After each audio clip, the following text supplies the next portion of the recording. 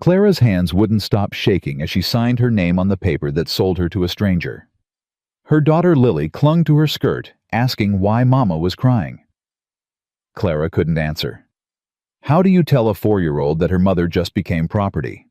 The man who bought her stood in the doorway, silent, scarred. His eyes held something she couldn't read. What he did on their wedding night would shatter everything she believed about men, about survival, about love itself. If you want to see how this desperate widow's story unfolds, subscribe to our channel. Now watch until the very end and comment the city you're watching from. I want to see how far Clara's journey has traveled. The ink wasn't even dry on Thomas Prescott's death certificate when the creditors came knocking. Clara stood in the doorway of her St. Louis boarding room, Lily hiding behind her legs, and listened to a man in a fine wool coat explain that her dead husband owed $1,100. The boarding house, the doctor bills, the medicine that hadn't saved him anyway. "I don't have $1,100, Clara said. Her voice came out steady, which surprised her. "I don't have 11 cents. The man consulted his ledger. "Then we'll be taking the furniture, the clothes, whatever else you've got. I've got a child." He looked at Lily, then really looked at her, and something flickered across his face. Pity, maybe, or just inconvenience. "There's an agency," he said, "downtown. They arrange marriages for women in your situation. Men out west, they need wives. They'll pay off debts for a woman willing to travel."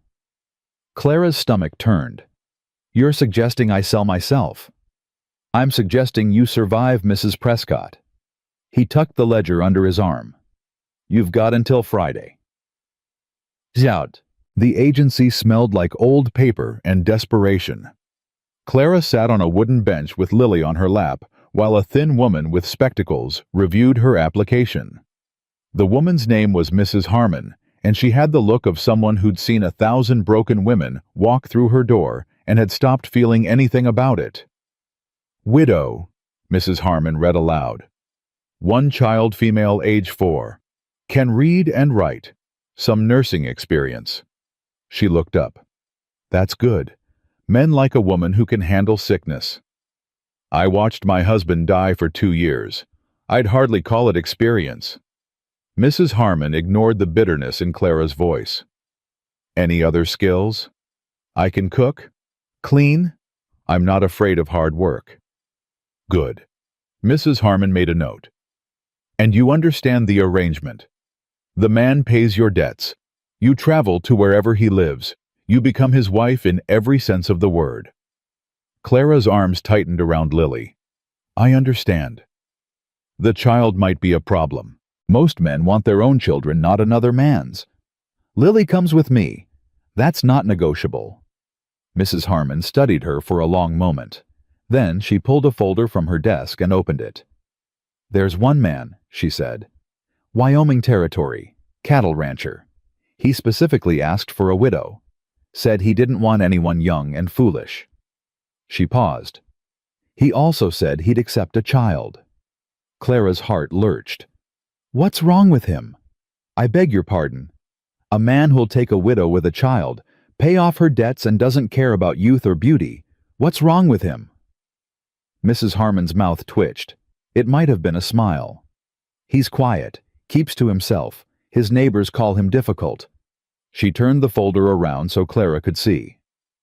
"His wife died 5 years ago. Childbirth. The baby didn't survive either." Clara looked at the paper. A name, Silas Ezra McCrae. An address in Wyoming. A sum, $43, to cover her remaining debts after the furniture was sold. $43. That's what her life was worth now. "He included a letter," Mrs. Harmon said. She handed Clara a single sheet of paper. The handwriting was cramped, but clear. "I need a wife who can work. I don't need pretty words or romantic notions. I have a cabin land and enough to provide. If you can cook, keep house, and survive a hard winter, that's enough. If you've got a child, I'll treat her fair. I won't promise more than that. S. McCrae." Clara read it twice. No flowery promises. No declarations of loneliness or desire for companionship. Just stark, brutal honesty. "He sounds cold," she said. "He sounds practical." Mrs. Harmon took the letter back. "You want practical, Mrs. Prescott. Trust me. The ones who write love letters are the ones you need to worry about." Clara looked down at Lily, who had fallen asleep against her chest. Her daughter's face was peaceful, trusting. She had no idea that her mother was about to sign their lives over to a stranger. "How soon can we leave?" Clara asked. The journey took 12 days. Clara and Lily traveled by train first, then by stagecoach, and finally by a rickety wagon driven by a silent man named Gus, who smelled like tobacco and seemed allergic to conversation. Lily handled it better than Clara expected. She was fascinated by everything: the mountains, the snow, the endless stretches of nothing. She asked 100 questions a day, and Clara answered them all, grateful for the distraction. But at night when Lily slept, Clara lay awake and wondered what she'd done. She knew nothing about this man except that he was quiet, he'd lost a wife, and he was willing to pay $43 for a stranger. Was he cruel? Was he kind? Would he expect her in his bed immediately, or would he give her time? The letter had said nothing about any of that. Just work, just survival, just enough. Maybe that was all she could hope for now. They arrived at the McCrae Ranch on the coldest day Clara had ever experienced. The wind cut through her thin wool coat like it wasn't even there. Lily whimpered and pressed closer, her small body shaking. Clara held her tight and watched as the wagon approached a cabin that looked like it had grown straight out of the frozen earth. "This is it," Gus said. His first words in 3 hours. Clara climbed down from the wagon, her legs stiff and aching. She helped Lily down after her. The snow came up past the child's ankles, and Lily started crying immediately. "Mama, it's cold. I want to go home." "This is home now, baby girl." The words tasted like ash. "We're going to be okay." The cabin door didn't open. No one came out to greet them. Gus set their single trunk in the snow. "Man's probably in the barn," he said. "Good luck to you." Then he drove away, and Clara was alone with her daughter in a frozen wilderness, standing outside the home of a man she'd never met. She picked Lily up. The child was too heavy now, her arms screamed in protest, and walked toward the cabin. Her boots broke through the ice crust with each step. The wind howled. Lily buried her face in Clara's neck and sobbed. The cabin door swung open. A man stood in the doorway. Tall, broad shoulders, a face that looked like it had been carved from the same stone as the mountains behind him. There was a scar that ran from his left temple down to his jaw, pale against weathered skin. He didn't smile. He didn't welcome her. He just stood there blocking the doorway and looked at her like he was trying to figure out what kind of problem she was going to be. "You're late," he said. His voice was deep, rough, like he didn't use it much. Clara's temper flared before she could stop it. "We nearly froze to death in that wagon. My daughter is crying, and your first words to me are, 'You're late.'" Something flickered in his eyes.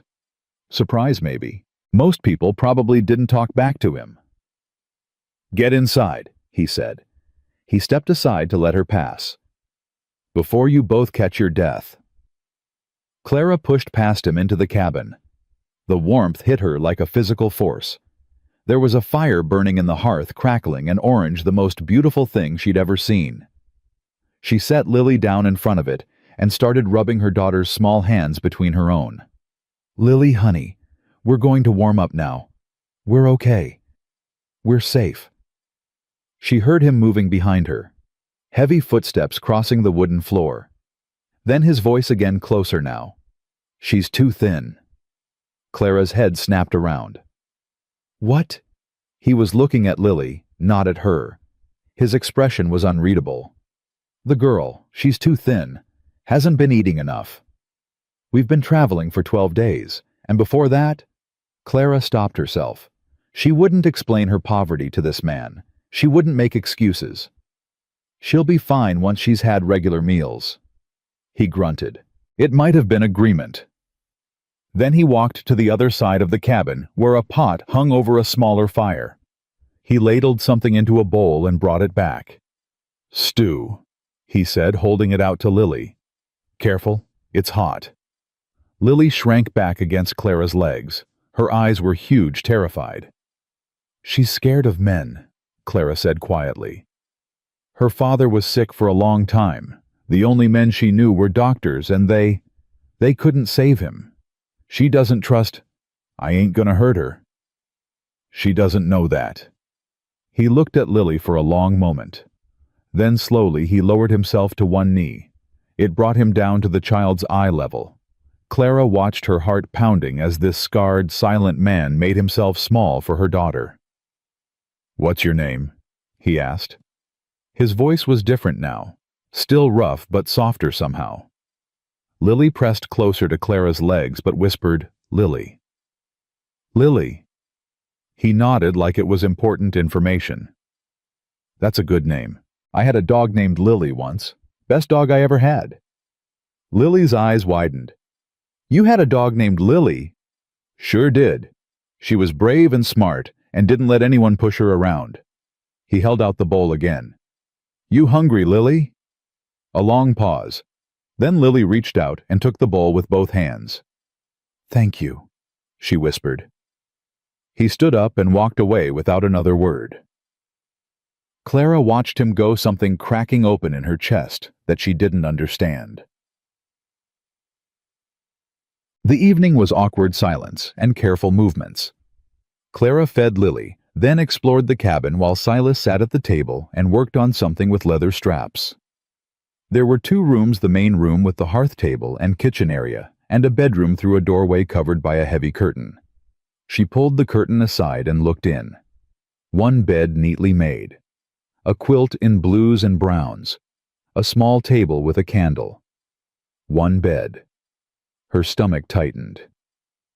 "The girl can sleep in here," Silas said from behind her. She hadn't heard him approach. "You too if you want." Clara turned to face him. "And where will you sleep?" "I got a bedroll. I'll be fine by the fire." She stared at him. "We're married. Legally married. You paid for me to come here." "I paid for a wife who can work. Didn't pay for nothing else." His jaw tightened. "You'll have your own space. You and the girl both.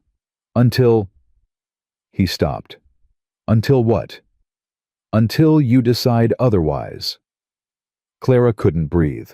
She had prepared herself for demands, for a man who would claim what he'd purchased, for the worst-case scenario she'd imagined every night for 12 days. She hadn't prepared for this. "Why?" she asked. Her voice cracked. "Why would you? You didn't choose this." His eyes met hers, and for the first time she saw something in them besides stone, something that looked like pain. "You came here because you had no other choice. That ain't the same as wanting to be here, and I ain't the kind of man who takes what ain't freely given." Lily appeared at Clara's side, tugging on her skirt. "Mama, I'm tired." Clara looked down at her daughter, then back at Silas. She wanted to say something. "Thank you. I don't understand. Who are you?" But the words wouldn't come. "Get some sleep," Silas said. He turned and walked back to the fire. "Morning comes early around here." Clara lay in the dark with Lily curled against her side, and she couldn't stop crying. She pressed her hand over her mouth to muffle the sound. She didn't want him to hear. She didn't want to seem weak or ungrateful or anything other than the practical woman he'd asked for in his letter. But the tears came anyway, hot and relentless, soaking into the pillow. She had expected cruelty. She had steeled herself for it. She had told herself she could survive anything as long as Lily was safe. She hadn't expected kindness. He'd made himself small for her daughter. He'd given them the bed. He was sleeping on the floor, like it was nothing, like he didn't have every right to demand otherwise. Why, Thomas had been kind too in his way. But Thomas's kindness had been gentle and passive. He'd never protected her from anything. He'd just existed beside her, well-meaning but useless when things got hard. This was different. This felt like strength, like a choice made deliberately with full knowledge of what he was giving up. Clara wiped her face and stared at the ceiling. Through the curtain she could hear the fire crackling. She could hear his breathing slow and even as he slept on the hard floor. She didn't know what to make of him. She didn't know if she could trust this. She'd learned the hard way that kindness could be a trap that people showed you their best selves until they didn't have to anymore. But something in her chest felt different tonight. Something that had been clenched tight for 2 years was starting to loosen. Maybe it was just exhaustion. Maybe it was the warmth after so much cold. Or maybe, just maybe, she'd landed somewhere she didn't expect. Lily stirred beside her, mumbling in her sleep. "Mama, the dog named Lily." Clara pressed a kiss to her daughter's forehead. "Sleep, baby girl. We're safe."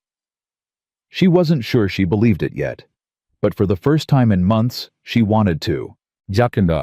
Morning came gray and freezing. Clara woke to the sound of a door closing. She sat up disoriented, her body aching from the journey. Lily was still asleep, her small face peaceful. Through the window, Clara could see Silas walking toward the barn. His breath made white clouds in the frigid air. He moved with purpose, unhurried but efficient. She got up quietly and went to the main room.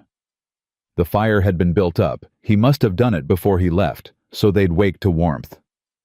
There was coffee on the table, still steaming. He'd made coffee for her. Clara stood there, her hand on the back of a chair, and felt something shift in her chest again. That cracking feeling, that loosening. She didn't know this man. She didn't know if he was truly kind or just performing kindness until he got what he wanted. She didn't know anything except that he'd given her a bed, made her daughter laugh for the first time in months, and left her coffee while she slept. It wasn't much. It wasn't love or safety or any of the things she'd given up hoping for. But it was something, and sometimes something was enough to start. Clara picked up the coffee and took a sip. It was strong and bitter. Nothing like the weak brew they'd had in St. Louis when they could afford coffee at all. She looked out the window at the man walking toward the barn, his scarred face turned away, his shoulders braced against the cold. "Who are you, Silas McCrae?" she whispered. She didn't have an answer yet, but she was going to find out. The first week nearly broke her. Clara had thought she knew hard work.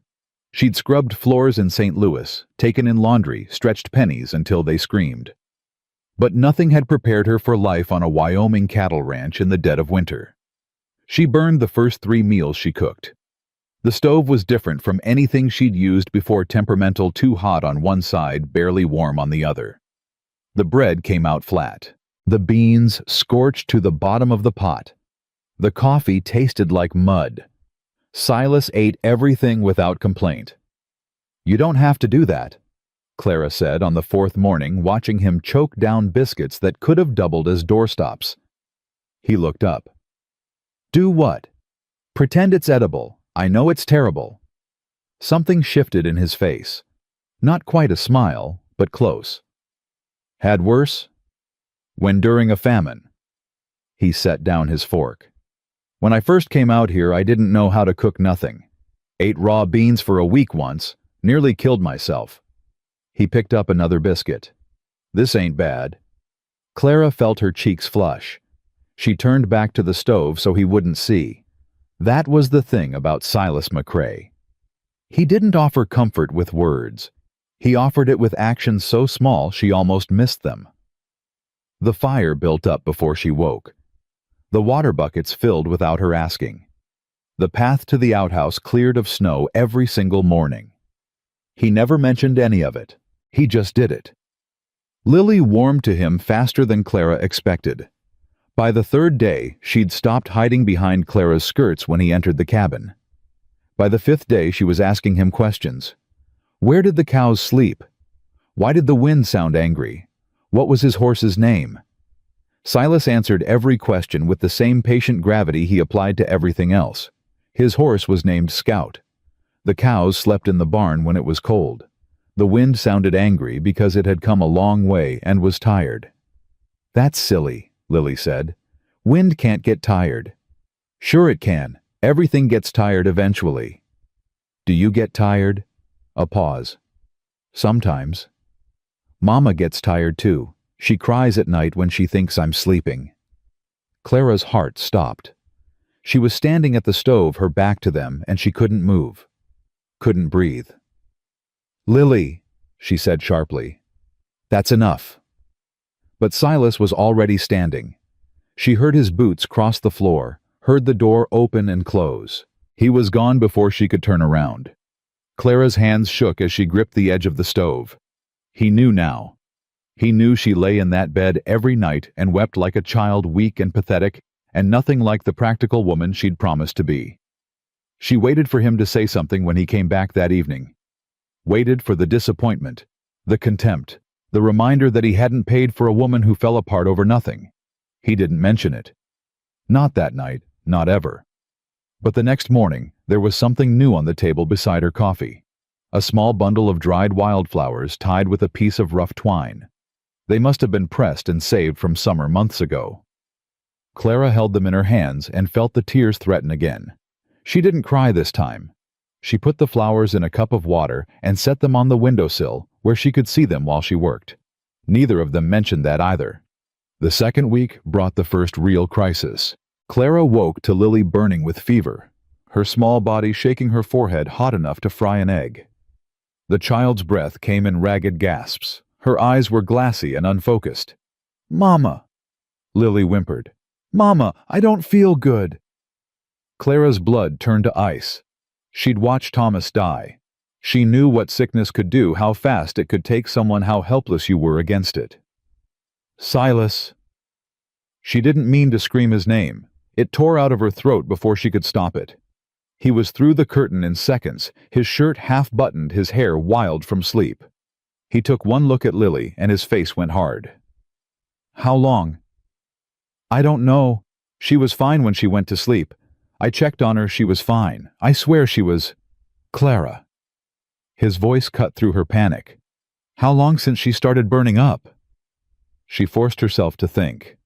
"I don't know. An hour maybe. I just woke up and she was—" He was already moving. He grabbed a cloth from the wash basin and thrust it at her. "Cool water. Keep wiping her down. I'll be back." "Where are you going?" "Neighbor's place, 8 miles east. She knows medicine." 8 miles, in this weather. Silas, the snow. He was pulling on his coat, his boots, his gloves. "I'll be back before dark." "You could die out there." He stopped at the door, turned to look at her. His eyes were the coldest blue she'd ever seen, but there was something underneath the ice. Something fierce. "She ain't dying. Not in my house.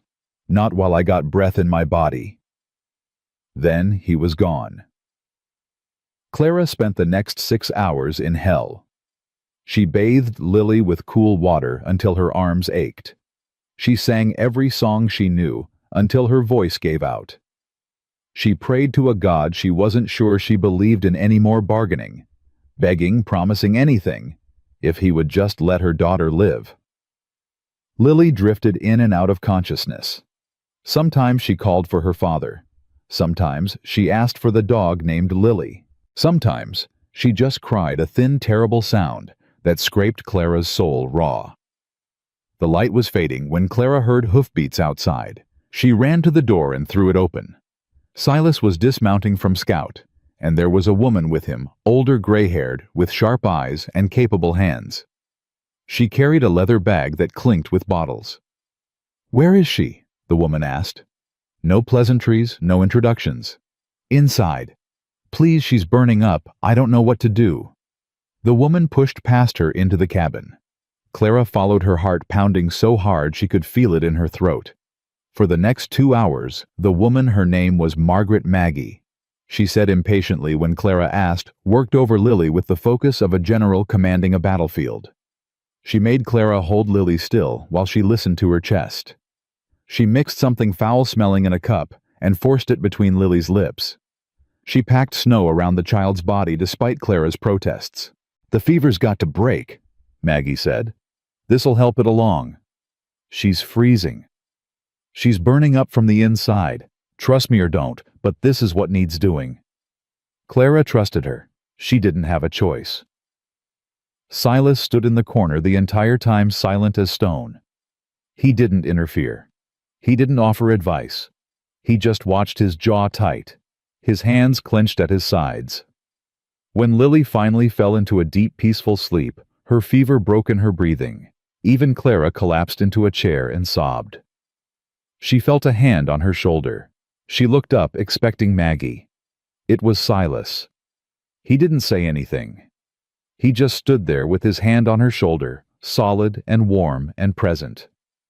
Clara reached up and covered his hand with her own. They stayed like that for a long moment. Then Maggie cleared her throat. She'll be fine. Keep her warm, keep her drinking water, and don't let her run around for a few days. She looked at Silas. You owe me a chicken. I'll bring it tomorrow. You'll bring 2. I rode 8 miles in a blizzard. Fine, 2 chickens. Maggie gathered her things and headed for the door, but she paused and looked back at Clara. He rode through that storm like the devil himself was chasing him, she said. Nearly killed his horse getting to my place, just so you know. Then she was gone. Clara looked at Silas. His hand was still on her shoulder. You could have died, she said. For my daughter, a child who isn't yours. You could have... She's under my roof. That makes her mine to protect. Something cracked open in Clara's chest. Something that had been locked tight for years. Why? She whispered. Why do you care? You don't even know us. Silas was quiet for a long moment. When he spoke, his voice was rough, like the words were being dragged out of him against his will. I had a chance once. To save someone. I wasn't there. I didn't make it in time. He pulled his hand from her shoulder and stepped back. I ain't making that mistake again. He walked to the fire and stood there with his back to her, staring into the flames. Clara understood then. The wife who'd died in childbirth. The baby who never drew breath. He'd been somewhere else when it happened. He hadn't been able to save them. He'd been carrying that guilt for 5 years. And tonight for Lily, he'd ridden through a blizzard because he refused to let history repeat itself. Clara got up from her chair. She walked to where he stood by the fire. She didn't touch him. She wasn't sure he'd welcome it, but she stood close enough that he could feel her presence. Thank you, she said. For my daughter. For everything. He nodded once, still not looking at her. I'm glad I came here, Clara said. The words surprised her. She hadn't known they were true until she said them. Silas turned his head slightly, not enough to face her, but enough that she could see his profile against the firelight. Give it time, he said. Might change your mind. I might, but I don't think so. Another long silence. Then so quietly she almost missed it. I'm glad you came too. Clara went to bed that night with Lily curled safe and warm against her side. But for the first time she didn't cry. She lay awake and listened to Silas moving around the main room. She heard him add wood to the fire. She heard him settle onto his bedroll on the floor. She thought about the man who'd ridden 8 miles through a blizzard for a child who wasn't his. The man who ate burned biscuits without complaint. The man who left dried flowers on the table because he'd heard her crying and didn't know what else to do. She was starting to understand his language now. The language of actions instead of words. The language of showing instead of telling. And she was starting to think that maybe in his own quiet way, Silas McCrae was the most eloquent man she'd ever met. 3 weeks in, Clara met the enemy. She'd taken Lily into town for the first time. Silas had business at the blacksmith, and Clara needed fabric to patch Lily's dress, which was wearing thin at the elbows. The general store was warm and crowded. Clara browsed the bolts of cloth, while Lily pressed her nose against the glass jar of penny candy on the counter. You're the McCrae woman. Clara turned. A man stood behind her, tall, well-dressed, with a smile that didn't reach his eyes. He was handsome in a polished way that felt wrong out here, like a fancy painting hung in a barn. I'm Clara McCrae. she said carefully. "And you are Jacob Whitmore."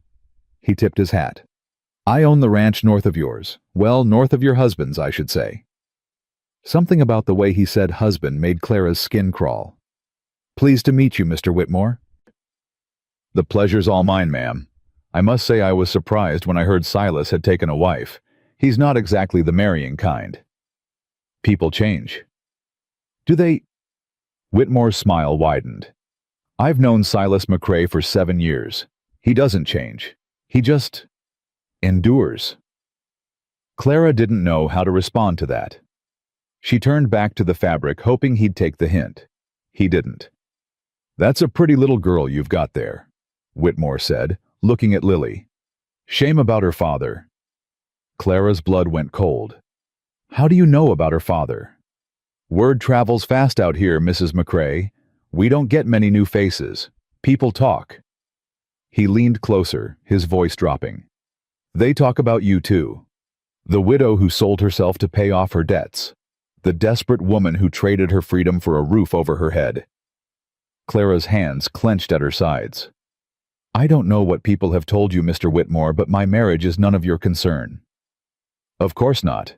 I'm just making conversation." He stepped back, his hands raised in mock surrender. "But if you ever find that life with Silas McCrae isn't what you expected, if you ever need a friend, my door is always open." "I won't need a friend, thank you." "You might." His smile turned cold. "That ranch of his is struggling. Bad winter last year, worse one coming. And Silas, well." He shrugged. "He's not the man he used to be. Hasn't been since Sarah died." Clara felt like she'd been punched. "Sarah, his first wife. Didn't he tell you?" Whitmore's eyes glittered with something that looked like satisfaction. "She died in that cabin, Mrs. McCrae, screaming for help that never came, and Silas wasn't there to save her." He tipped his hat again and walked away, leaving Clara standing frozen among the bolts of fabric. The ride home was silent. Lily chattered at first, excited about the penny candy Silas had bought her, but she eventually fell asleep against Clara's side. Silas drove the wagon without speaking, his eyes fixed on the road ahead. Clara couldn't stop thinking about what Whitmore had said. Sarah died in that cabin, screaming for help that never came. She'd known about the wife, about the death, but she hadn't known about the screaming. She hadn't known that the woman had died in the very bed where Clara now slept. "You're quiet," Silas said finally. "I met Jacob Whitmore today." His jaw tightened. That was the only change in his expression, but Clara was learning to read him now. That small movement spoke volumes. "What did he say?" "He told me about Sarah." Silas's hands tightened on the reins. "What about her?" "That she died in the cabin. That she was screaming for help." Clara swallowed hard. "That you weren't there." A long silence. The wagon wheels creaked, the wind blew. Lily stirred in her sleep, but didn't wake. "He tell you it was my fault?" "He implied it." "He's right." Silas's voice was flat dead. "I was in Fort Laramie buying supplies. Should have been home. Wasn't. She went into labor 6 weeks early. No one around for miles. By the time I got back—" He didn't finish. He didn't have to. Clara chose her next words carefully. "Whitmore seemed to enjoy telling me, like it was a weapon." "It is. He's been trying to buy my land for years. Figures if he can't get it from me, he might be able to get it through you." "Through me? How?" Silas finally looked at her. His eyes were hard, but underneath the hardness was something vulnerable, something afraid. "By making you leave. By making you think you married a monster." He looked away again. "Wouldn't be hard. I ain't exactly a prize." Clara felt anger rise in her chest, not at Silas, but at Whitmore, at everyone who'd ever made this man believe he was less than he was. "You rode through a blizzard to save my daughter," she said. "You gave us your bed. You eat my terrible cooking without complaint. You left me flowers because you heard me crying and wanted to help." Silas said nothing. "Jacob Whitmore can say whatever he wants. I know who you are, Silas McCrae. I've seen it, and I'm not going anywhere." He was quiet for a long moment. Then so softly she almost missed it. "You don't know everything." "Then tell me. When you're ready. I'll listen." He didn't respond, but his shoulders loosened slightly, and some of the tension left his jaw. They drove the rest of the way home in silence. But it was a different kind of silence now. Not empty, not cold. Something was growing between them, quiet and fragile, and new. Clara didn't have a name for it yet, but she was starting to hope it might become something worth keeping. That night, after Lily was asleep, Clara sat by the fire, mending one of Silas's shirts. He sat across from her, working on a piece of leather for a harness. They worked in comfortable silence, the fire crackling between them. "He's wrong about Sarah," Silas said suddenly. Clara looked up, startled. "Whitmore. He tells everyone she died screaming for help. That ain't true." Silas's hands stilled on the leather. "I found her peaceful, like she'd just given up. The baby was already gone. She knew there wasn't nothing to fight for anymore." Clara set down her mending. "I'm sorry. I think about it every day, what I could have done different. If I'd left a day earlier, stayed home instead of going to town, maybe." He shook his head. "Don't matter now. Can't change it." "No, but you can stop blaming yourself." He looked at her, then really looked at her, and Clara saw the weight he carried. 5 years of guilt and grief and loneliness pressing down on him every single day.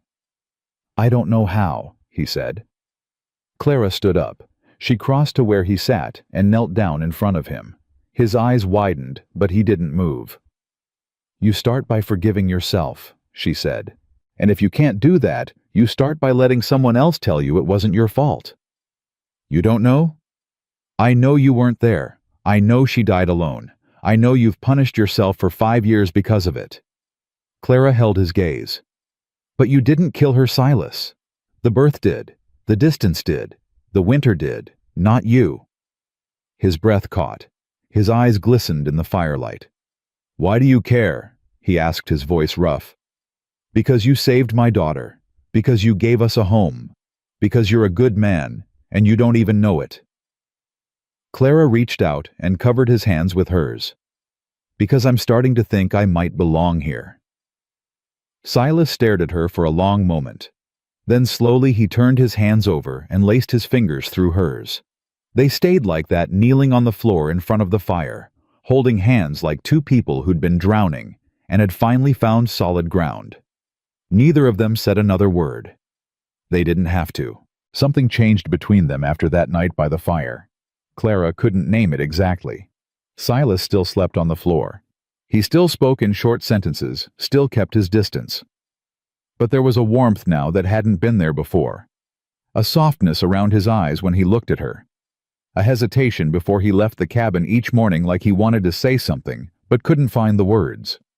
She found herself watching for him through the window, counting the hours until he came back for supper, smiling when she heard his boots on the porch. It terrified her. "You're different, Mama," Lily said one morning, watching Clara hum while she kneaded bread. "Am I? You smile now. You didn't used to smile." Clara's hands stilled in the dough. Her daughter was right.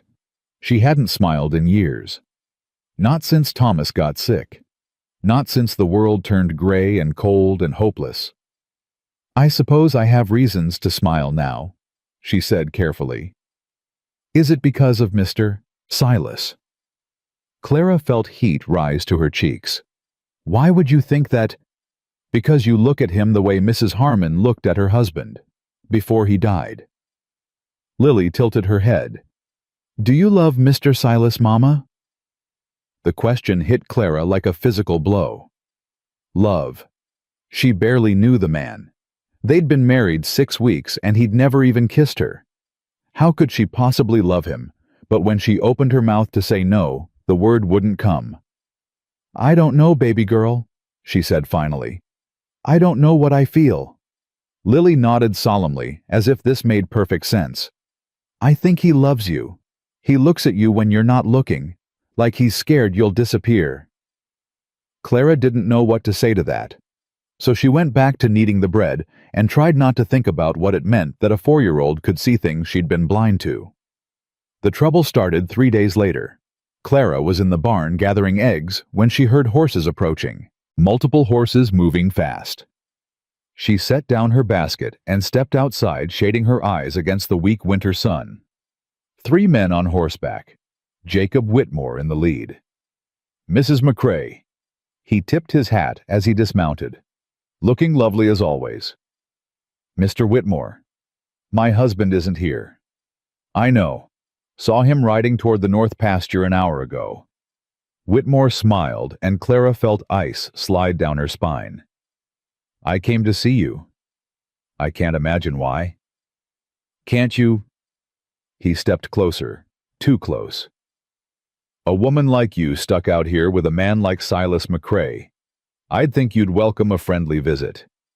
Clara stood her ground. "I don't need friends, Mr. Whitmore. I have a husband." "Do you?" His smile turned cruel. "A husband who sleeps on the floor. A husband who hasn't touched you in 6 weeks. That's not a marriage, Mrs. McCrae. That's a prison sentence." Clara's blood ran cold. "How do you know where my husband sleeps?" "Word travels. You know that." Whitmore leaned in, his voice dropping to a whisper.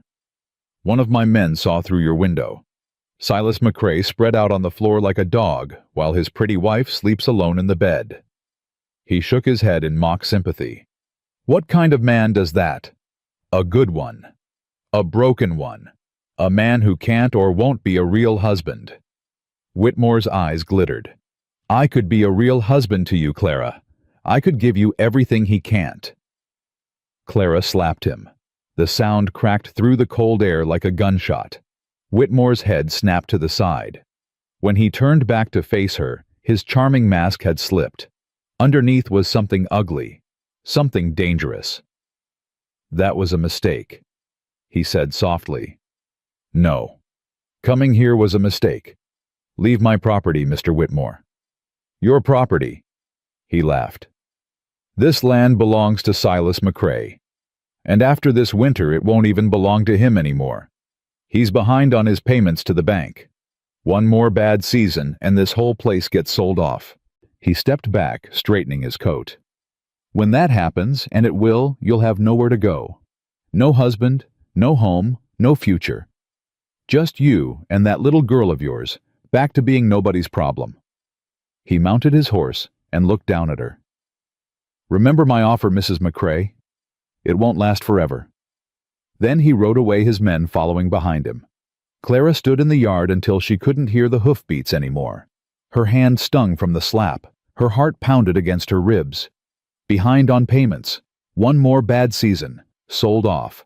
Silas hadn't told her any of this. What else hadn't he told her? She waited until Lily was asleep that night to confront him. "Is it true?" Silas looked up from the harness he was mending. "Is what true? That you're behind on your payments? That the bank could take this land?" His hands went still. That was answer enough. "Whitmore came by today," Clara said. Her voice shook with anger she couldn't contain. "He told me everything. About the payments, about the bad season, about losing the ranch. He told me you can't afford to keep this place." "Whitmore talks too much." "Is he lying?" A long pause. Then, "No." Clara felt the floor shift beneath her feet. "Why didn't you tell me?" "Didn't see the point." "The point, Silas, I left everything behind to come here. I brought my daughter to this place because I thought—" She stopped, her throat tight. "I thought we had a future here. I thought this was supposed to be our home." "It is your home." "Not if the bank takes it." Silas set down the harness. When he spoke, his voice was low and rough. "I've been behind before. I'll figure it out. I always do. How you can barely afford to feed the cattle. You eat burned bread without complaint because you can't afford better. You—" Clara's voice broke. "You gave up your bed for us. You've been sleeping on the floor for 6 weeks. Is that because you were trying to save money on blankets too?" Something flickered across his face. Pain, maybe, or shame.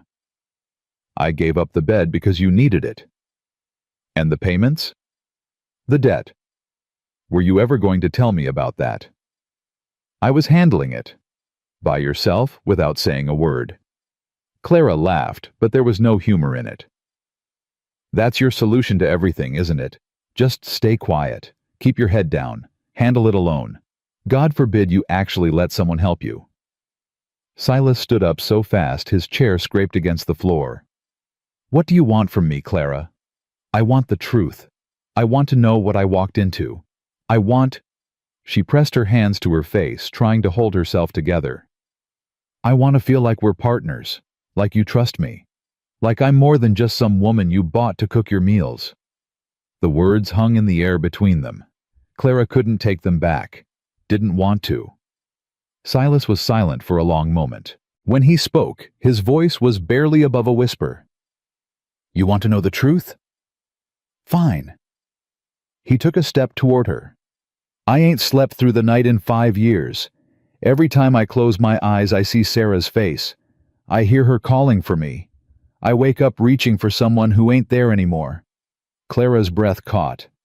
I bought you because I was desperate, because I couldn't run this place alone anymore, and I was too proud to ask for help. Because Whitmore was circling like a vulture, and I needed someone, anyone, to make this feel less like a grave.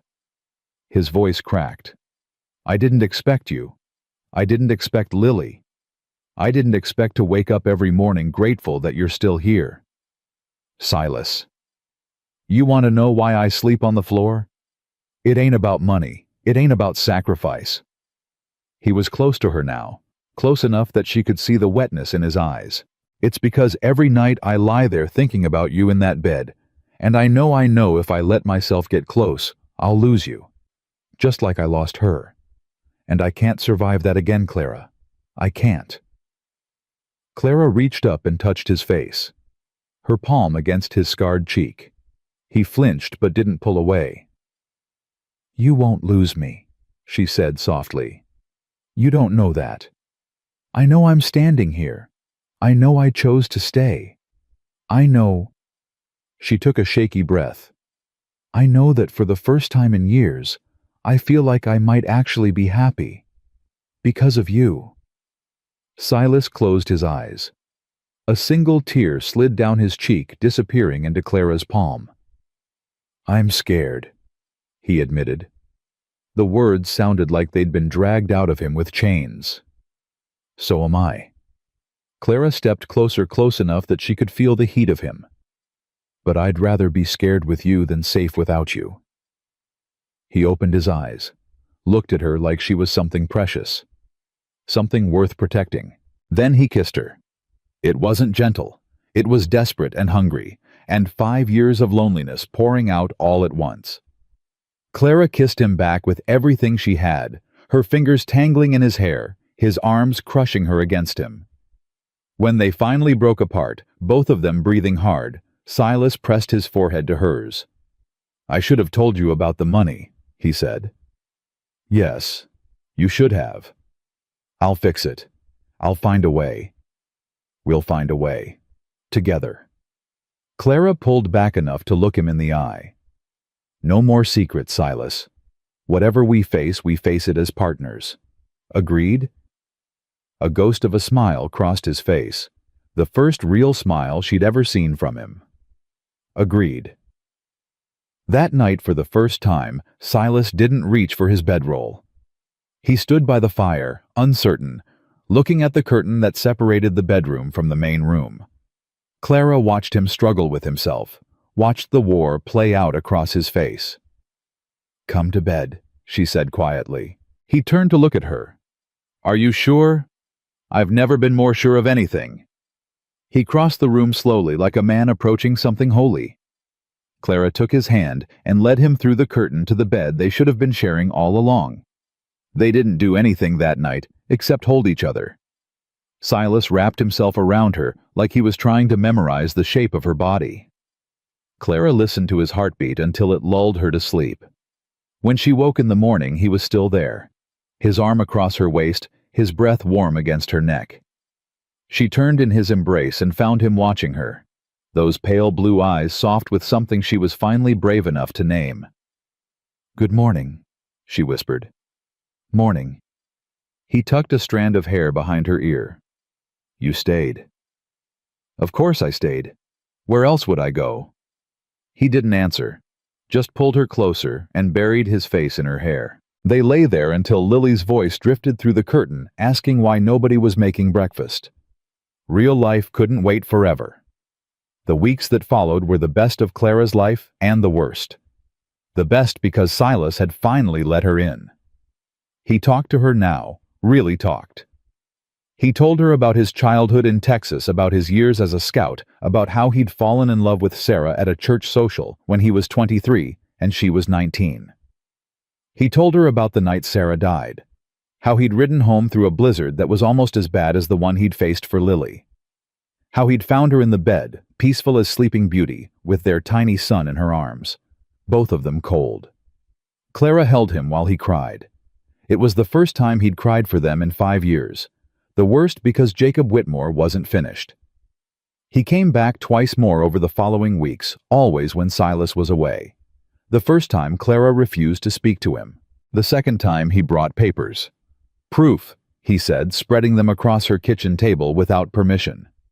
"The bank's going to foreclose on this property in 30 days. Silas McCrae owes $300 he doesn't have." Clara looked at the papers. They looked official. They looked real.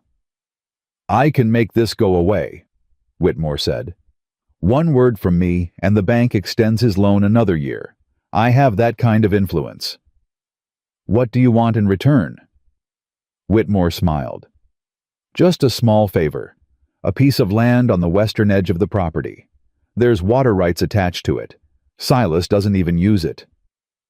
And if I convince him to sell, then his debts disappear. His ranch is safe, and you get to keep playing house with your silent husband." Whitmore leaned back in his chair. "It's a good deal, Clara. Better than he deserves." Clara gathered up the papers and handed them back. "Get out." "Excuse me. I said get out of my house, and don't come back." Whitmore's face hardened. "You're making a mistake." "The only mistake I made was opening the door." Clara walked to the entrance and pulled it wide. "Leave. Now." He stood slowly, straightening his coat with exaggerated care. "You'll regret this, Mrs. McCrae. When you're standing in the snow with nowhere to go and that little girl asking why she's hungry, you'll wish you'd taken my offer. I'd rather starve than owe you anything." Whitmore paused at the door. "We'll see about that." She told Silas everything that night. His reaction wasn't what she expected. He didn't rage. He didn't storm out to confront Whitmore. He just sat at the table with his head in his hands, silent and defeated. "He's right about the money," Silas said finally. "I don't have $300, don't have half that. There must be something we can do. Sell off cattle. But then I got nothing to build the herd back up come spring." He lifted his head, and Clara saw exhaustion in every line of his face. "I've been fighting this battle for 3 years, Clara, ever since Sarah died. I'm tired." "Then let me fight with you." Clara sat down across from him. "What about the land he wants, the western parcel with the water rights?" "Can't sell it. That water's the only thing keeping Whitmore from controlling every creek in the valley. He sells it to the railroad controls the water, and every rancher within 50 miles is at their mercy." "So that's what this is really about, not your ranch. The water. The water, the land, all of it. Whitmore wants to be king of this valley. I'm just in his way." Clara reached across the table and took his hands. "Then we don't let him win. There has to be another way." "Clara." "No, listen to me." She squeezed his fingers hard. "I didn't come all this way to give up. I didn't fall in love with you just to watch everything crumble." Silas went very still. "What did you say?" Clara realized what she'd admitted. Her heart hammered against her ribs, but she didn't take it back. "I love you," she said. "I know it's only been 2 months. I know we barely know each other. But I love you, Silas McCrae. And I'm not going to let Jacob Whitmore or the bank or anyone else take away what we're building here." Silas stared at her for a long moment. Then he pulled his hands free, stood up, and walked around the table. Clara stood to meet him. He kissed her like a drowning man gasping for air, like she was the only solid thing in a world that kept shifting under his feet. When he pulled back, his forehead pressed to hers, she could feel him shaking. "I love you too," he said, his voice rough with emotion. "God help me, I love you too." They stood there in the fading light, holding each other, two broken people who'd somehow found a way to be whole together. But even as Clara closed her eyes and let herself believe in happy endings, she knew the fight wasn't over. Jacob Whitmore wasn't the kind of man who accepted defeat gracefully, and the worst was still to come. A week later, Clara went to town for supplies. She left Lily with Silas the first time she'd done that, but Lily had begged to stay and help with the horses, and Silas had looked so pleased by the request that Clara couldn't say no. The general store was quiet. Clara gathered what she needed: flour, salt, coffee, a new spool of thread, and was heading for the counter when she heard the whispers. Two women stood near the fabric bolts, their heads bent together. They weren't being particularly quiet. "Heard she has fits, screaming and throwing things. That's why he keeps her locked up out there." The first wife was the same way, crazy as a loon. Maybe he likes them that way. Clara froze. "And there's a child, you know. Poor little thing growing up with a mad woman for a mother and a murderer for a father." "He's not a murderer. She died in childbirth." "That's what he says. But my cousin heard different. Heard he came home and found her trying to leave him, and he—" Clara dropped her basket. The women turned their faces, going pale when they saw her standing there. "Mrs. McCrae," one of them stammered. "We didn't see you. Is that what people say about us?" Clara's voice came out steady, despite the rage building in her chest. "That I'm crazy. That my husband is a murderer. We were just talking. It don't mean nothing." "It means everything." Clara took a step toward them. "I've been in this town twice. And already you've decided I'm a madwoman and Silas is a killer, based on what gossip rumors spread by Jacob Whitmore." The women exchanged glances. "Whitmore's been telling everyone," one of them admitted, "about how Silas treats you, about the first wife. He says—" "I don't care what he says, I care about the truth." Clara's hands were shaking. "Silas McCrae is the best man I've ever known. He's kind and gentle, and he loves me and my daughter more than his own life. And if any of you had bothered to actually meet him, instead of believing every lie that comes out of Jacob Whitmore's mouth, you'd know that." She picked up her basket and walked to the counter, paid for her supplies without another word, and left the store. She cried the whole way home. When she got back to the cabin, Lily came running to meet her. Mama! I helped Mr. Silas with the horses. He let me brush them and everything." Clara swept her daughter into her arms and held her tight. "Mama, why are you crying?" "I'm not crying, baby girl. I'm just happy to see you." Silas appeared in the barn doorway. He took one look at Clara's face, and his expression changed. "Lily," he said, his voice calm but firm. "Go inside and wash up for supper." "But I want to tell Mama about the horses." "Inside, now." Lily knew that tone. She scampered into the cabin without another protest. Silas crossed the yard to where Clara stood. "What happened?" "Whitmore." Clara wiped her face with the back of her hand. "He's been telling people things. About you, about me. He's turning the whole town against us." Silas's jaw tightened. "What kind of things?" Clara told him. All of it. The whispers, the accusations, the lies about Sarah's death. When she finished, Silas was silent for a long moment. Then he turned and started walking toward the barn. "Where are you going?" "To end this." Clara caught his arm. "Silas? No. That's what he wants." He wants you to lose your temper, to do something stupid. He's baiting you. Then I'll take the bait. And what? Beat him, kill him. Clara stepped in front of him, blocking his path. What happens then? You go to prison. You hang. What happens to me and Lily? Silas stopped. His breath came hard. His hands were clenched into fists. I can't let him do this, he said through gritted teeth. I can't let him destroy everything. Then don't let him. Fight smart, not angry.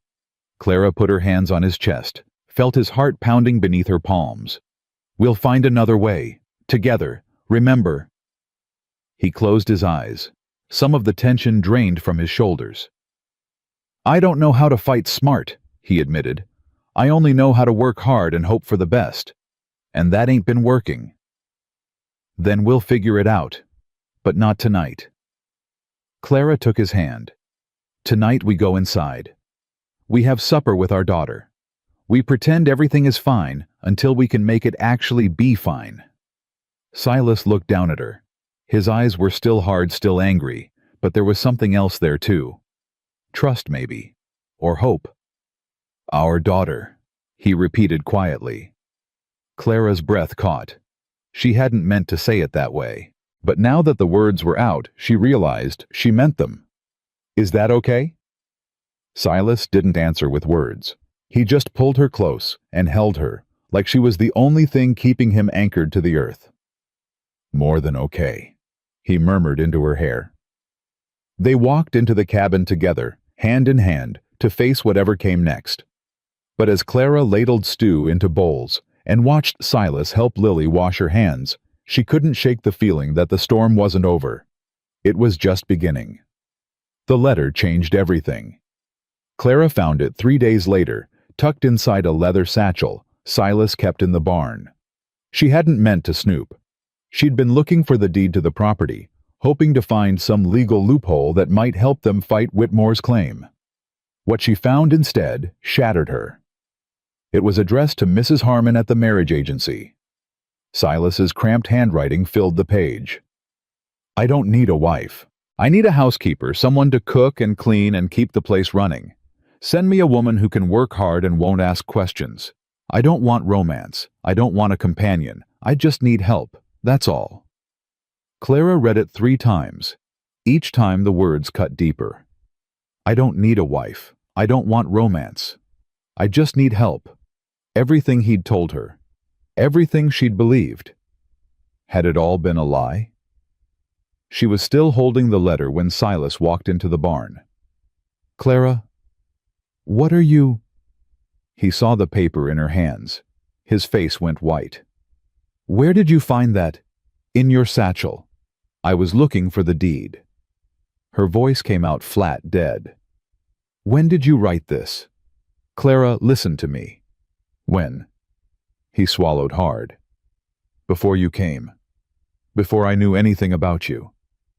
So when you said you loved me. When you kissed me. When you held me every night. Her voice broke. Was any of it real, or was I just the housekeeper who happened to fall into your bed? That ain't fair. Fair. Clara laughed, and the sound was bitter enough to taste.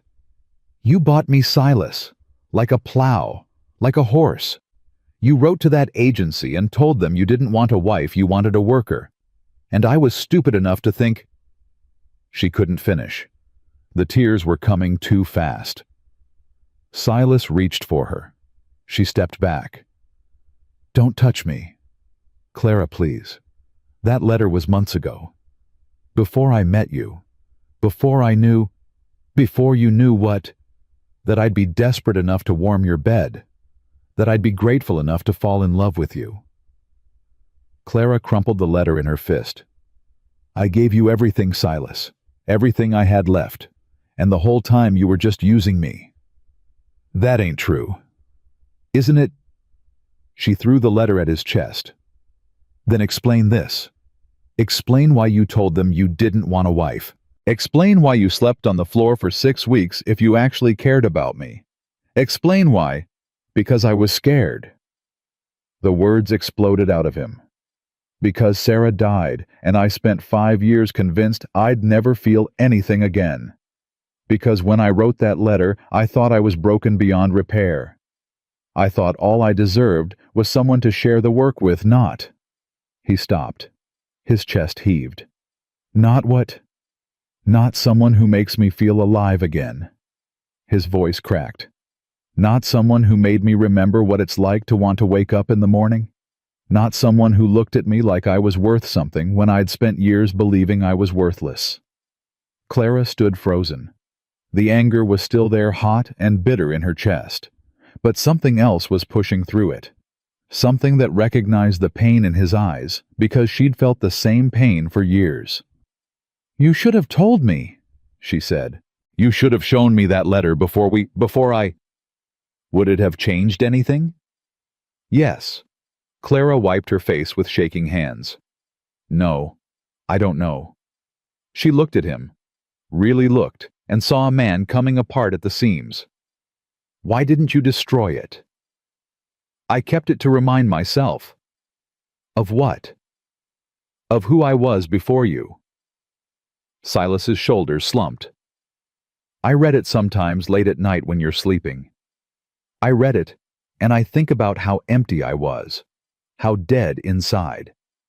And then I look at you, and I thank God every day that you came here anyway, that you didn't listen to whatever Mrs. Harmon told you about me, that you gave me a chance I didn't deserve.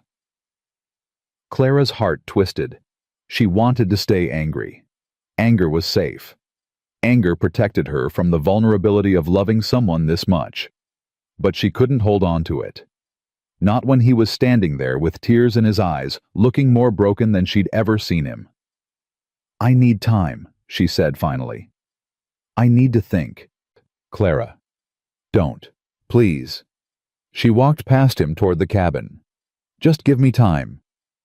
She didn't sleep that night. Silas stayed in the barn. Clara lay in bed with Lily curled against her side and stared at the ceiling, replaying every moment of the past 3 months.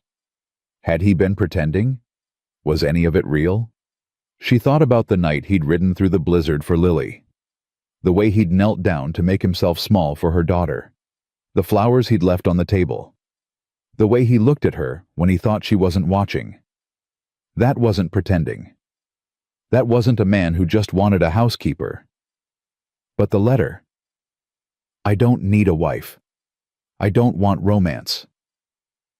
The words echoed in her head until she wanted to scream. Morning came cold and gray. Clara got up without having slept and started the fire by habit. Her hands moved automatically water coffee bread while her mind stayed locked in the same endless loop. Lily woke an hour later, rubbing her eyes. Mama, where's Papa Silas? Clara froze. What did you call him? Papa Silas. Lily yawned. He said I could. Is that okay? Clara's throat tightened. When did he say that? Yesterday, when we were brushing the horses. I asked if I could call him Papa because I don't have a papa anymore. And he got real quiet, and then he said yes. Lily's face crumpled. Did I do something wrong? No, baby girl. Clara pulled her daughter close. You didn't do anything wrong. She held Lily until the child squirmed free and ran off to find her doll. Then Clara sat at the table and put her head in her hands. Papa Silas. Her daughter had called him Papa, and he'd said yes. A man who just wanted a housekeeper wouldn't do that. A man who didn't care wouldn't let a 4-year-old claim him as a father. The door opened. Silas stood in the entrance, snow on his shoulders, exhaustion written in every line of his face. He'd been up all night, too. Clara could see it in his eyes. I'm sorry, he said. No preamble, no explanation. Just those 2 words, raw and honest. Clara stood up slowly. Lily told me what you said. About calling you Papa.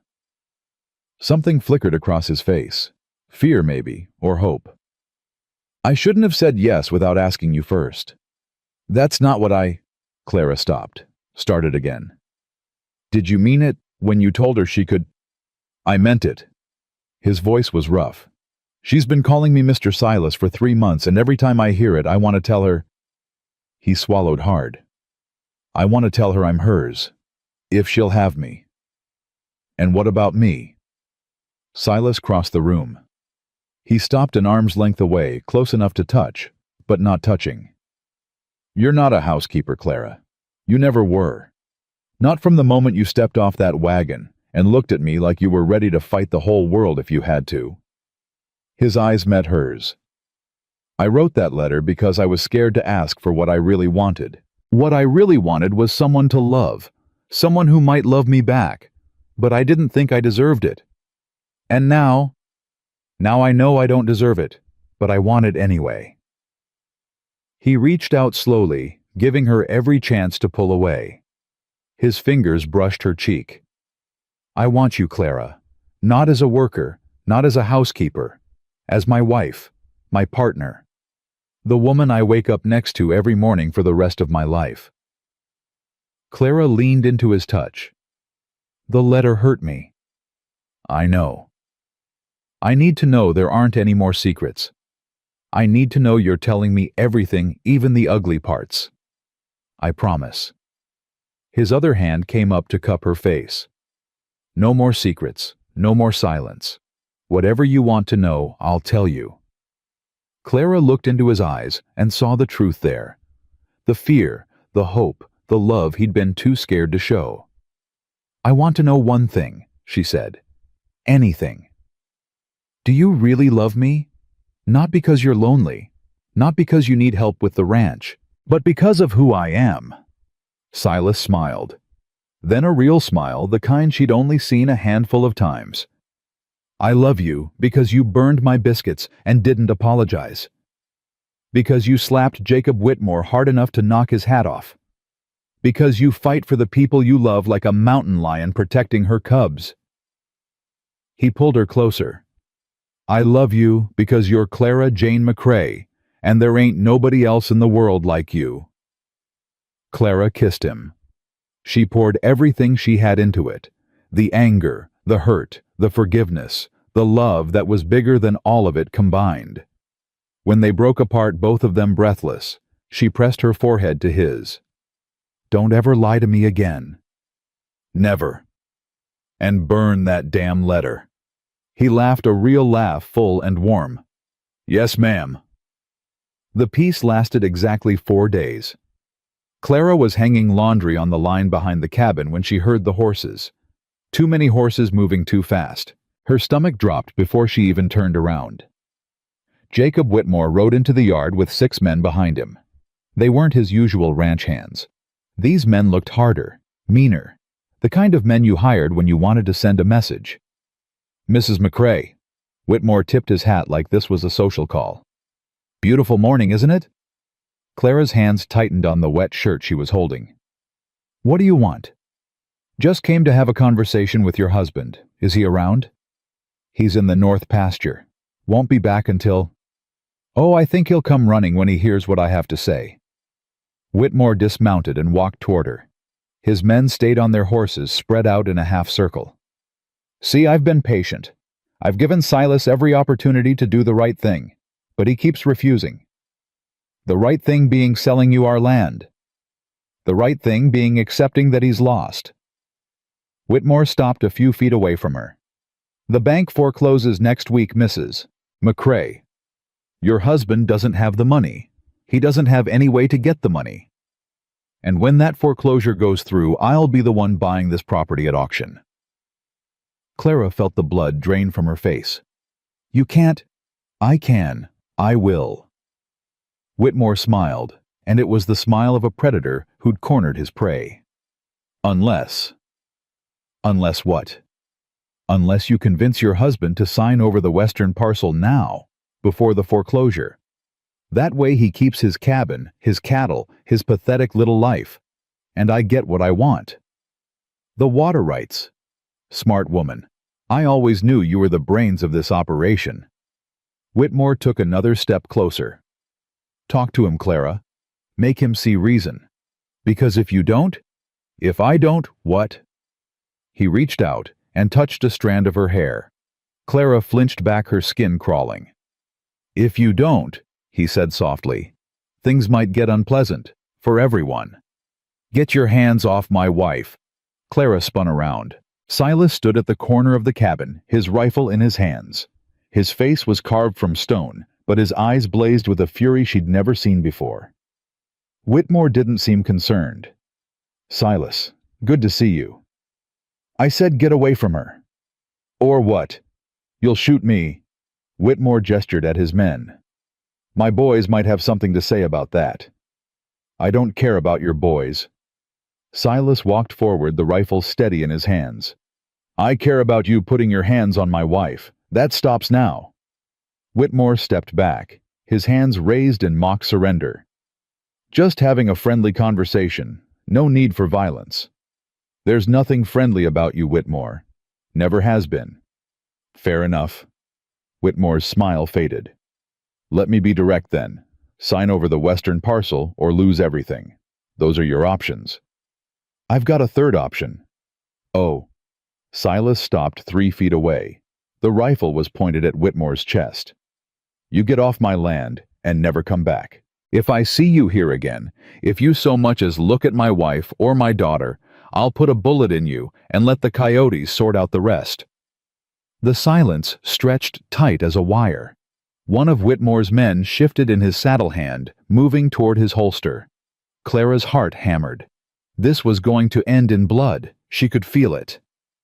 Papa Silas! Everyone froze. Lily stood in the cabin doorway, her doll clutched to her chest. Her eyes were huge, terrified. Papa Silas, why are you pointing the gun at that man? The moment shattered. Clara ran to Lily, scooping her up and backing toward the cabin. Silas didn't lower the rifle, but something in his posture changed. The killing edge dulled. Whitmore saw it. His smile returned. Family man now, are we? That's sweet. He walked backward toward his horse hands still raised. Think about what I said, Silas. You've got until Friday. After that... He mounted up and looked down at them. Well, let's hope it doesn't come to that. He rode away. His men followed. Silas stood in the yard long after they were gone, the rifle still in his hands, staring at the horizon, like he was memorizing the shape of his enemy. Silas. Clara touched his arm. They're gone. For now. What are we going to do? He finally lowered the rifle. When he looked at her, Clara saw something in his eyes that scared her more than Whitmore's threats. Defeat. I don't know, he said. For the first time in my life, I don't know. That night, Clara sat at the table and counted their money. $47. That was everything they had. $47 and a pile of debts that would bury them alive. It's not enough, she said. Even if we sold the cattle... Can't sell the cattle. Without them, there's no ranch. Then what? What do we do? Silas sat across from her, his head in his hands. He hadn't eaten supper. He'd barely spoken since Whitmore left. Maybe he's right, he said quietly. Clara's heart stopped. What? Maybe I should sign over the parcel, save what's left. Silas, no, if you give him those water rights. Then at least we keep the cabin. At least Lily has a home. He looked up and Clara saw tears in his eyes. I've been fighting this battle for 5 years, Clara. I've lost everything except this piece of land. And now I'm going to lose that too. You don't know that.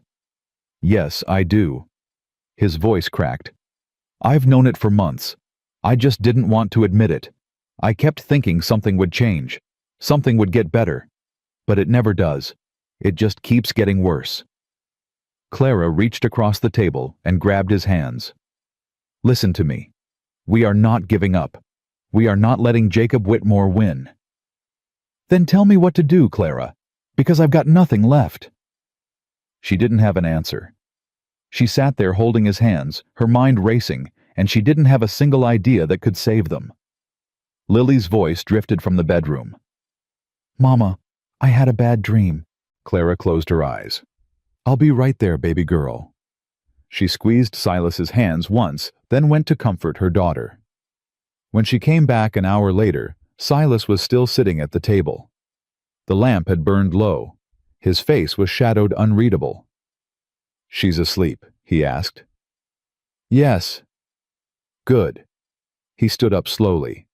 "I need to tell you something." Clara's stomach clenched. "What?" "I've been thinking about what happens if we lose this place." He took a breath. "I've got some money hidden away. Not much, but enough to get you and Lily back to St. Louis. You could start over there. Find something better than—" "Stop." "Clara." "I said stop." Clara walked toward him, her jaw set. "If you think I'm going to run back to St. Louis while you stay here and lose everything, you're out of your mind. This isn't your fight." "The hell it isn't." She jabbed her finger into his chest. "I'm your wife, Silas McCrae. That means your fights are my fights. Your problems are my problems. And I'll be damned if I let you push me away just because things are hard. I'm trying to protect you. I don't need protection. I need a partner." Clara's eyes burned with tears she refused to let fall. "You promised me no more secrets, no more silence. Was that a lie?" "No." "Then stop trying to handle this alone. Stop trying to be noble and self-sacrificing, and start trusting that I'm strong enough to stand beside you no matter what happens." Silas stared at her for a long moment. Then something broke open in his face, something raw and vulnerable. "I don't know how to do this," he admitted. "I've been alone so long. I don't know how to let someone help me." "Then learn." Clara took his face in her hands. "Because I'm not going anywhere. Not now. Not ever. You're stuck with me, Silas McCrae. Get used to it." He pulled her into his arms and held her like his life depended on it. They stood there in the dying lamplight, two people clinging to each other, while the world fell apart around them. And somewhere in the darkness outside, Jacob Whitmore made his plans. Friday was 3 days away. Clara spent every waking moment trying to find a solution. She wrote letters to the bank begging for an extension. She visited Maggie, hoping the older woman might know someone who could help. She even considered going to Whitmore herself, offering anything that might buy them more time. Nothing worked. The bank refused to negotiate. Maggie was sympathetic but powerless, and going to Whitmore would only make things worse. Thursday night, Clara sat alone at the table and faced the truth she'd been avoiding. They were going to lose the ranch. Everything Silas had worked for, everything they'd built together. It would all belong to Jacob Whitmore by the end of the week. She was still sitting there when Silas came in from checking the cattle. "You should be in bed," he said. "So should you." He sat down across from her. They looked at each other in the candlelight, two people at the end of their rope.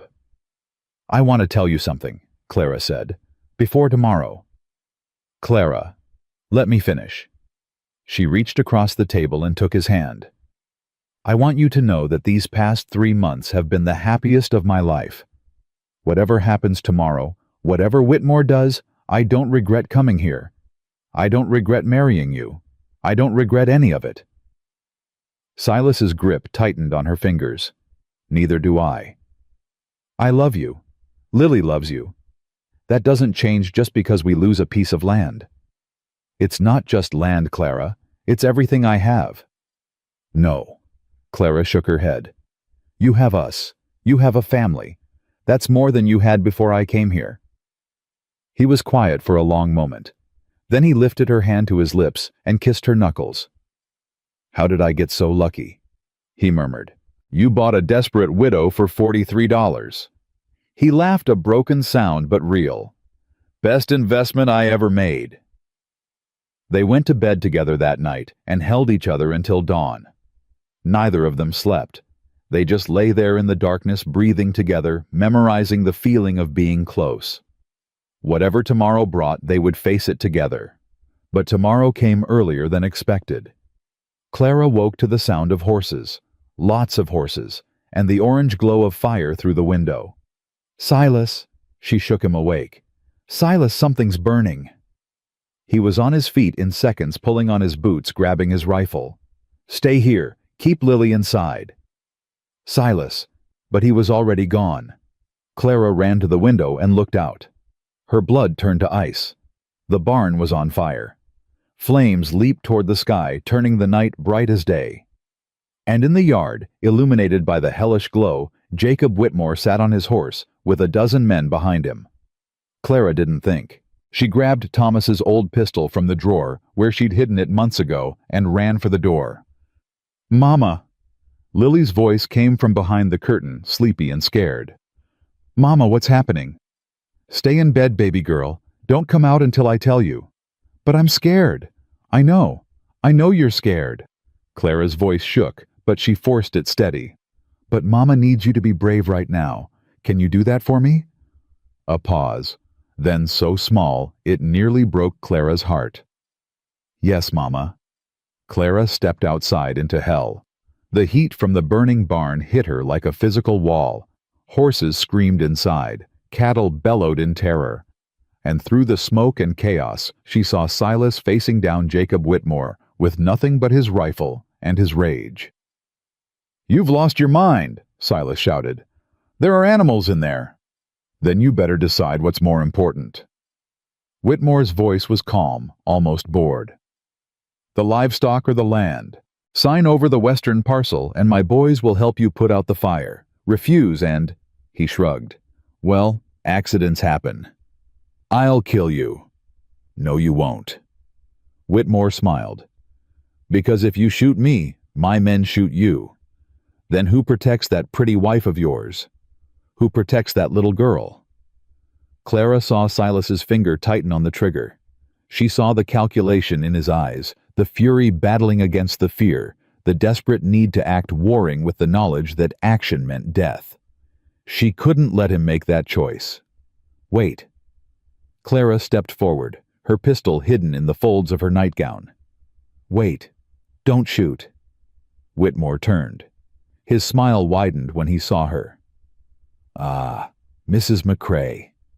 Looking lovely as always, even at this hour." "Clara, get back inside." "No." She walked toward Whitmore, her heart hammering so hard she could barely hear herself think. "You want the western parcel, fine. We'll sign." "Clara." Silas's voice was raw with disbelief. "What are you doing?"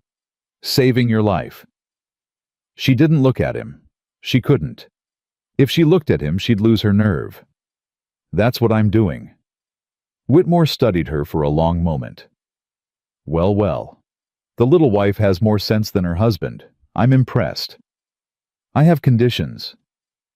You're not exactly in a position to negotiate." "Then shoot me." Clara stopped walking. She was 10 feet from Whitmore now, close enough to see the firelight dancing in his eyes. "Go ahead. Kill me. Kill Silas. Burn down the whole ranch. But you'll never get those water rights." Whitmore's smile faltered. "What are you talking about?" "The deed to the western parcel. I know where it is. Silas doesn't." The lie came easily, smoothly, like she'd been rehearsing it for weeks. "You kill us, that deed burns with the cabin. And then what? You can claim the land, but you'll spend years in court, trying to prove you own it. Years of lawyers. Years of uncertainty. Years of other ranchers using that water while you fight for legal rights." She saw doubt flicker across his face. "Good. Or," Clara continued, "you can take my deal. We sign over the parcel tonight, right now. In exchange, you help put out that fire. You leave us alone. Forever. No more threats. No more midnight visits. No more games." "And why would I agree to that?" "Because you're a businessman, Mr. Whitmore, and businessmen don't burn down assets they can buy cheap." Clara lifted her chin. "We both know that fire wasn't part of your plan. Your boys got overeager. Now you're in damage control trying to make the best of a bad situation." The silence stretched tight as a bowstring. Then Whitmore laughed. "You're smarter than I gave you credit for, Mrs. McCrae." "I've been underestimated my whole life. I'm used to it." He dismounted and walked toward her. Clara's hand tightened on the pistol, but she kept it hidden. "All right," Whitmore said. "We have a deal. Sign over the parcel and I'll call off my men. Silas needs to agree. Then get him to agree. You seem to have a way with him." Clara finally turned to look at her husband. He stood frozen, the rifle still raised his face, a mask of conflicting emotions. She saw the fury there, fury at Whitmore at the situation, at her for giving in. But she also saw trust. Desperate, terrified trust. "Silas," she said softly, "please. If we sign over that land, we keep our home. We keep our family. We keep each other." Clara held his gaze. "That's all that matters. Everything else is just dirt." The rifle trembled in his hands. She could see the war playing out behind his eyes. Pride versus pragmatism. Stubbornness versus survival. "Please," she said again. "For me. For Lily." The rifle lowered. "Fine." The word came out like broken glass. "We'll sign." Whitmore smiled triumphantly. He turned to shout orders at his men, and in that moment of distraction, Clara saw her chance. She pulled the pistol from her nightgown and pressed it against Whitmore's back. "Tell your men to put out the fire. Now." He went rigid. "What do you think you're doing?" "Renegotiating." Clara's voice was ice. "You're going to call off your men. You're going to ride away from here and never come back. And you're not getting a single acre of our land. You won't shoot me. Try me." She pressed the barrel harder into his spine. "I've got nothing left to lose, Mr. Whitmore. My family is in that cabin. My husband is standing there ready to die for me. You think I won't pull this trigger to protect them? My men will watch you die before they can draw their weapons. And then my husband will start shooting. How many of them do you think he'll take down before they kill him?" Clara leaned closer, her lips near his ear. "Are you willing to bet your life on it?" Whitmore was silent for a long, terrible moment. "Call them off," Clara repeated. "Now." "You heard her." Whitmore's voice came out strangled. "Put out the fire, all of you." The men exchanged confused glances, but they moved. Some ran for the water trough. Others started beating at the flames with blankets. The chaos of the fire became the chaos of rescue. Clara kept the gun pressed against Whitmore's back until the last flame was extinguished. The barn was damaged, but standing. The horses were terrified, but alive. "Now leave," she said. "And if I ever see you on our property again, I won't bother with words. I'll just shoot." Whitmore turned slowly. His face was twisted with rage, but underneath it, Clara saw something else. Fear. Respect. "This isn't over," he said. "Yes, it is." Clara didn't waver. "Because tomorrow morning I'm riding into town to speak with the sheriff. I'm going to tell him exactly what happened here tonight. The fire, the threats, everything. And then I'm going to send telegrams to every newspaper between here and Denver, telling them about the respected businessman who tried to burn out a widow and her daughter." Whitmore's face went pale. "You think you have power because you have money," Clara continued. "But I have something better. I have a story. And stories travel faster than horses, Mr. Whitmore. By the time I'm done, your name will be mud from here to California." "You wouldn't dare." "Watch me." They stared at each other for a long moment. Then Whitmore turned and walked to his horse. He mounted up without looking back. "You've made an enemy tonight," he said. "No, I've made you irrelevant." Clara lowered the pistol. "Now get off my land." He rode away. His men followed.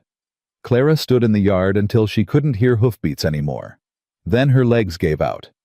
Silas caught her before she hit the ground. "Clara? Clara, are you?" "I'm fine." She was shaking so hard her teeth chattered. "I'm fine. I just need—" "You need to sit down." He half carried her to the porch steps and lowered her onto them. His hands cupped her face. What the hell were you thinking? I was thinking I couldn't let you die. You could have been killed. So could you. Clara grabbed his wrists and held on tight. I couldn't watch that happen, Silas. I couldn't stand there and do nothing while he took everything from us. The land isn't worth your life. I wasn't fighting for the land. Tears spilled down her cheeks. I was fighting for us, for our family, for the life we're building here. She pressed her forehead to his. I was fighting for you. Silas made a sound somewhere between a laugh and a sob. He pulled her into his arms and held her so tight she could barely breathe. I love you, he said into her hair. God help me, I love you so much it scares me. I love you too. Clara buried her face in his chest. I love you too. They sat on the porch steps as dawn broke over the horizon. The ruined barn smoldered behind them. The cattle lowed nervously in the pasture. The world they'd almost lost slowly came back to life. Mama! Clara lifted her head. Lily stood in the cabin doorway, her doll clutched to her chest, her eyes red from crying. Mama, I heard the fire. I was so scared. Clara opened her arms. Lily ran into them. I'm here, baby girl. We're all here. We're safe. Is the bad man gone? Yes. Clara stroked her daughter's hair. The bad man is gone forever. Lily looked up at Silas. Papa Silas, are you okay? Something cracked open in his expression. He reached out and pulled both of them into his arms, holding his family against his heart. I'm okay, little one. Thanks to your mama. Mama's brave. The bravest woman I've ever known. Clara closed her eyes and let herself be held. After months of fear and uncertainty, after fighting for survival every single day, she was finally where she belonged. Home. The days that followed were hard but hopeful. The barn needed repairs. The horses needed calming. The cattle needed to be accounted for. Silas worked from dawn until long past dark, and Clara worked right beside him. But something had changed. The weight that had pressed down on Silas for 5 years seemed to have lifted. He smiled more, laughed more, talked more. He told Clara stories about his childhood, about his years as a scout, about the dreams he'd had before Sarah died. He told her about Sarah too, not with grief anymore, but with gratitude. She'd given him 5 good years. She'd taught him how to love. And even though he'd lost her, he hadn't lost the lessons she'd taught him. She would have liked you, he said one evening as they sat on the porch watching the sunset. Sarah, you're both fighters. Clara leaned her head on his shoulder. I wish I could have met her. Me too. He pressed a kiss to her hair. But I think she sent you to me, wherever she is. I think she knew I needed someone to pull me out of the dark. You pulled yourself out. I just gave you a reason to try. Same thing. Lily adapted faster than either of them expected. Within a week, she was following Silas around the ranch, like a shadow asking questions, helping with small tasks, chattering endlessly about horses and cows and the baby chickens she wanted for her birthday. She stopped having nightmares. She stopped asking about St. Louis. She started calling the cabin home without hesitation. And every night when Silas tucked her into bed, she called him Papa. I think she's happy here, Clara said one night, watching Silas emerge from behind the bedroom curtain. Really happy, not just pretending. She's not the only one. Silas sat down beside her on the bed they now shared every night. I never thought I'd feel this way again. I thought that part of me died with Sarah. And now I know it was just sleeping. He took her hand and laced their fingers together, waiting for you to wake it up. Clara smiled. That's almost romantic. Don't get used to it. I'm better with horses than words. I don't know. You're getting pretty good at words. He kissed her, then slow and sweet. When he pulled back, his eyes were soft with emotion. I want to ask you something. Anything. I want to marry you. Again. For real this time. Clara's breath caught. We're already married. We're married on paper. I want to be married in front of God and witnesses. I want to stand up in church and tell everyone that I chose you, that you're mine, and I'm yours forever." Tears pricked Clara's eyes. "Are you sure? I've never been more sure of anything." Silas cupped her face in his hands. "I spent 5 years being half alive, going through the motions, existing instead of living. You changed that. You and Lily. You gave me back something I thought I'd lost forever." "What?" "Hope." His thumb brushed away a tear that had escaped down her cheek. "Will you marry me, Clara Jane McCrae? Will you let me be your husband for real?" "Yes." The word came out choked with emotion. "Yes, I'll marry you." He kissed her again, deeper this time. When they finally broke apart, both of them were crying. "I love you," Clara whispered. "I love you too." Silas pressed his forehead to hers. Always. No matter what. The wedding was held on the first day of spring. Maggie came along with her husband and 3 children. A few other neighbors showed up too, people who'd heard what happened with Whitmore, and wanted to show their support. The preacher rode out from town, a kind-faced man who didn't ask questions about why they wanted to remarry. Clara wore the blue dress she'd made months ago, now altered and improved with lace trim she'd bought in town. Lily wore a new dress, too white with blue ribbons, and served as the flower girl. Silas wore his best clothes, which weren't much, but he'd polished his boots until they shone and combed his hair back from his face. When Clara walked toward him across the yard, he looked at her like she was the most beautiful thing he'd ever seen. "Dearly beloved," the preacher began, "we are gathered here today." Clara barely heard the words. All she could see was Silas. His eyes locked on hers, his hands trembling slightly as he held hers. The love written across his face, plain as day for everyone to see. When it came time for the vows, Silas spoke first. "I, Silas Ezra McCrae, take you, Clara Jane, to be my wife. I promise to love you in the good times and the hard times. I promise to stand beside you no matter what comes. I promise to be a father to Lily and a partner to you for the rest of my days." His voice cracked. "You saved me, Clara. You pulled me out of the darkness when I thought I'd never see light again. I don't have fancy words for what you mean to me. All I have is this: I choose you. Today and every day until my last breath." Clara was crying too hard to speak at first. She had to stop and compose herself while Maggie handed her a handkerchief. "I, Clara Jane McCrae, take you, Silas, to be my husband. I promise to love you even when you won't ask for help. I promise to fight beside you when the world gets hard. I promise to burn your biscuits and make you eat them anyway." A laugh rippled through the small crowd. "I came here with nothing but my daughter and my fear. You gave us a home. You gave me hope. You showed me what it means to be loved by a good man." She squeezed his hands.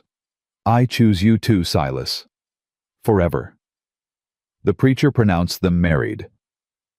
Silas kissed her in front of everyone long and deep enough that Maggie whooped and Lily covered her eyes. "I present to you Mr. and Mrs. Silas McCrae," the preacher announced. The small crowd cheered.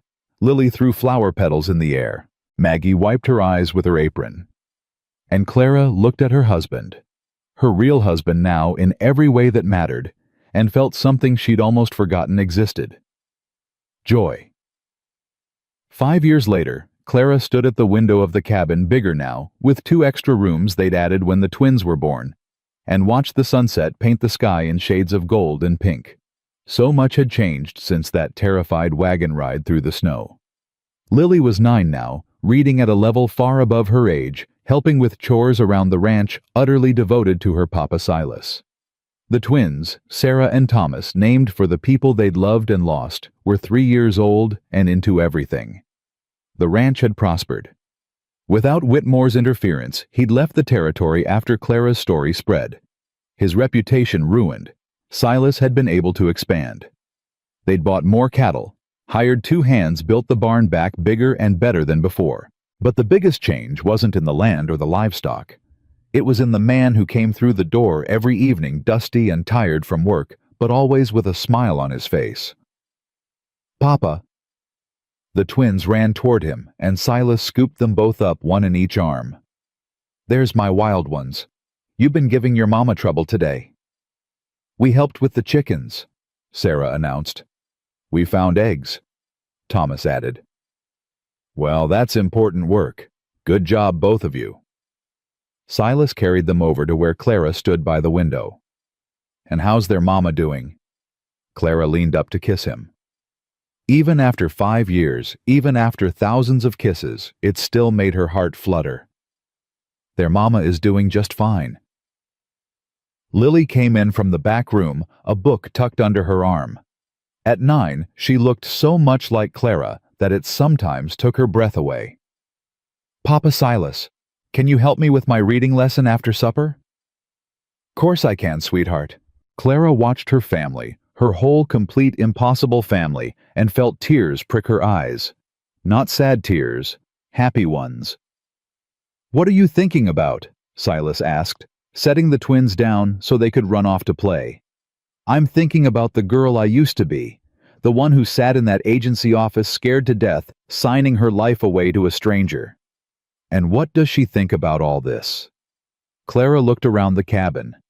At the curtains she'd sewn with her own hands, at the toys scattered across the floor, at the man standing beside her, the man who'd started as a stranger and become her whole world. She thinks she got the best end of the bargain. Silas laughed, a full, warm sound she never got tired of hearing. $43 for all this trouble. I reckon I came out behind." "Too late now."